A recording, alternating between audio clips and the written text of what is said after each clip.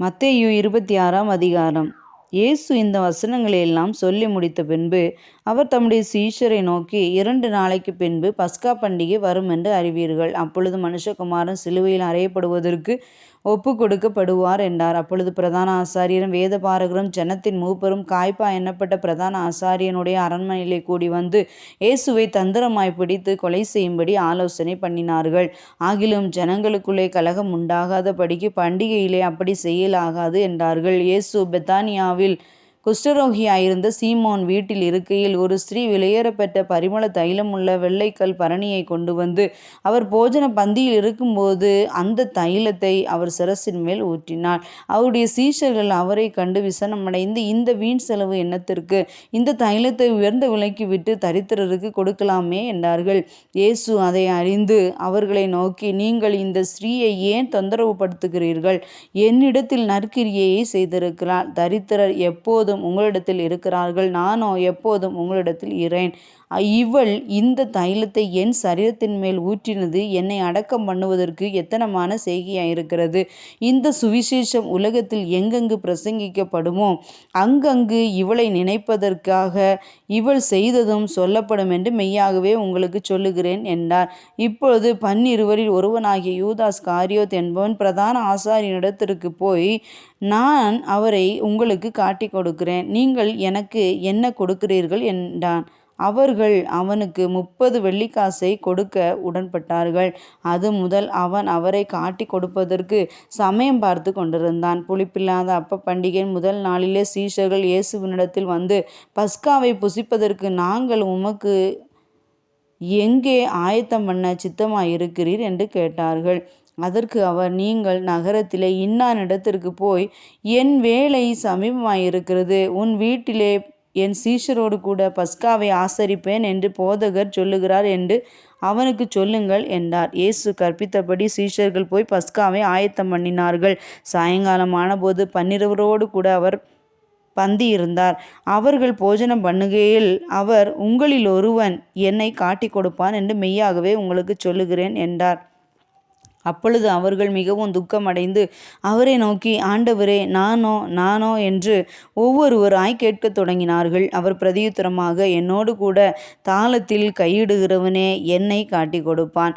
மனுஷகுமாரன் தம்மை குறித்து எழுதியிருக்கிறபடியே போகிறார். ஆகிலும் எந்த மனுஷனால் மனுஷகுமாரன் காட்டி கொடுக்கப்படுகிறாரோ அந்த மனுஷனுக்கு ஐயோ! அந்த மனுஷன் பிறவாதிருந்தானால் அவனுக்கு நலமாயிருக்கும் என்றார். அவரை காட்டி கொடுத்த யூதாசும் அவரை நோக்கி, ரபி, நானோ என்றான். அதற்கு அவர், நீ சொன்னபடி தான் என்றார். அவர்கள் போஜனம் பண்ணுகையில் இயேசு அப்பத்தை எடுத்து ஆசீர்வதித்து அதை பிட்டு சீஷர்களுக்கு கொடுத்து, நீங்கள் வாங்கி புசியுங்கள், இது உங்களுக்காக பிற்கப்படுகிற என்னுடைய சரீரமாயிருக்கிறது என்றார். பின்பு பாத்திரத்தையும் எடுத்து ஸ்தோத்திரம் பண்ணி அவர்களுக்கு கொடுத்து, நீங்கள் எல்லாரும் இதிலே பானம் பண்ணுங்கள், இது பாவ மன்னிப்பு உண்டாகும்படி அநேகருக்காக சிந்தப்படுகிற புது உடன்படிக்கைக்குரிய என்னுடைய இரத்தமாயிருக்கிறது.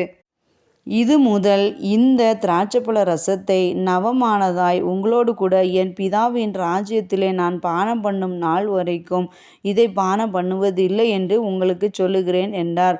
அவர்கள் ஸ்தோத்திர பாட்டை பாடின பின்பு ஒலிவமலைக்கு புறப்பட்டு போனார்கள். அப்பொழுது இயேசு அவர்களை நோக்கி, மேய்ப்பனை வெட்டுவேன், மந்தையின் ஆடுகள் சிதறடிக்கப்படும் என்று எழுதியிருக்கிறபடி இந்த ராத்திரியிலே நீங்கள் எல்லாரும் என் நிமித்தம் இடறல் அடைவீர்கள். ஆகிலும் நான் உயிர்த்தெழுந்த பின்பு உங்களுக்கு முன்னே கலிலியாவுக்கு போவேன் என்றார். பேதுரு அவருக்கு பிரதியுத்தரமாக, உமது நிமித்தம் எல்லாரும் இடறல் அடைந்தாலும் நான் ஒரு காலம் இடறல் அடையேன் என்றான். இயேசு அவனை நோக்கி, இந்த ராத்திரியிலே சேவல் கூவுகிறதற்கு முன்னே நீ என்னை 3 தரம் மறுதலிப்பாய் என்று மெய்யாகவே உனக்கு சொல்லுகிறேன் என்றார். அதற்கு பேதுரு, நான் உம்மோடே மரிக்க வேண்டியதாய் இருந்தாலும் உம்மை மறுதலிக்க மாட்டேன் என்றார். சீஷர்கள் எல்லாரும் அப்படியே சொன்னார்கள். அப்பொழுது இயேசு அவர்களோட கெத்செமனே என்னப்பட்ட இடத்திற்கு வந்து சீஷர்களை நோக்கி, நான் அங்கே போய் ஜெபம் பண்ணும் அளவும் நீங்கள் இங்கே உட்கார்ந்திருங்கள் என்று சொல்லி பேதுருவை பேதுருவையும் செபதேயுவின் குமாரர் இருவரையும் கூட்டிக் கொண்டு போய் துக்கம் அடையவும் வியாகுலப்படவும் தொடங்கினார். அப்பொழுது அவர், என் ஆத்துமா மரணத்துக்கு ஏதுவான துக்கம் கொண்டிருக்கிறது, நீங்கள் இங்கே தங்கி என்னோடு கூட விழித்திருங்கள் என்று சொல்லி சற்று அப்புறம் போய் முகங்குப்புற விழுந்து, என் பிதாவே, இந்த பாத்திரம் என்னை விட்டு நீங்க கூடுமானால் நீங்கும்படி செய்யும். ஆகிலும் என் சித்தத்தின்படி அல்ல, உம்முடைய சித்தத்தின்படியே ஆக கடவுது என்று ஜெபம் பண்ணினார். பின்பு அவர் சீஷரிடத்தில் வந்து அவர்கள் நித்திரை பண்ணுகிறதைக் கண்டு பேதுருவை நோக்கி, நீங்கள் 1 மணி நேரம் ஆவது என்னோடு கூட விழித்திருக்க கூடாதா? நீங்கள் சோதனைக்கு உட்படாதபடிக்கு விழித்திருந்து ஜெபம் பண்ணுங்கள். ஆவி உற்சாகம் உள்ளதுதான், மாம்சமோ பலவீனம் உள்ளது என்றார். அவர் மறுபடியும் 2ஆம் தரம் போய், என் பிதாவே, இந்த பாத்திரத்தில் நான் பானம் பண்ணினால் ஒழிய இது என்னை விட்டு நீங்க கூடாதாகில் உம்முடைய சித்தத்தின்படி ஆக கடவுது என்று ஜெபம் பண்ணினார். அவர் திரும்ப வந்தபோது அவர்கள் மறுபடியும் நித்திரை பண்ணுகிறதை கண்டார். அவர்களுடைய கண்கள் மிகுந்த நித்திரை மயக்கம் அடைந்திருந்தது. அவர் மறுபடியும் அவர்களை விட்டு போய் 3ஆம் தரம் அந்த வார்த்தைகளையே சொல்லி ஜெபம் பண்ணினார். பின்பு அவர் தம்முடைய சீஷரிடத்தில் வந்து, இனி நித்திரை பண்ணி இளைப்பாருங்கள். இதோ, மனுஷகுமாரன் பாவிகளுடைய கையில் ஒப்பு கொடுக்கப்படுகிற வேளை வந்தது. என்னை காட்டி கொடுக்கிறவன் இதோ வந்து விட்டான். எழுந்திருங்கள், போவோம் என்றார். அவர் இப்படி பேசுகையில் 12 ஒருவனாகிய யூதாஸ் வந்தான். அவனோடு கூட பிரதான ஆசாரியரும் ஜனத்தின் மூப்பரும் அனுப்பின திரளான ஜனங்கள் பட்டயங்களையும் தடிகளையும் பிடித்து கொண்டு வந்தார்கள்.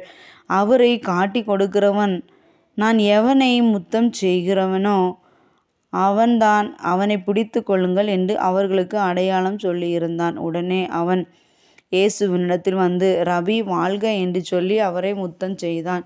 இயேசு அவனை நோக்கி, சிநேகிதனே, என்னத்திற்காக வந்திருக்கிறாய் என்றார். அப்பொழுது அவர்கள் கிட்ட வந்து இயேசுவின் மேல் கை போட்டு அவரை பிடித்தார்கள்.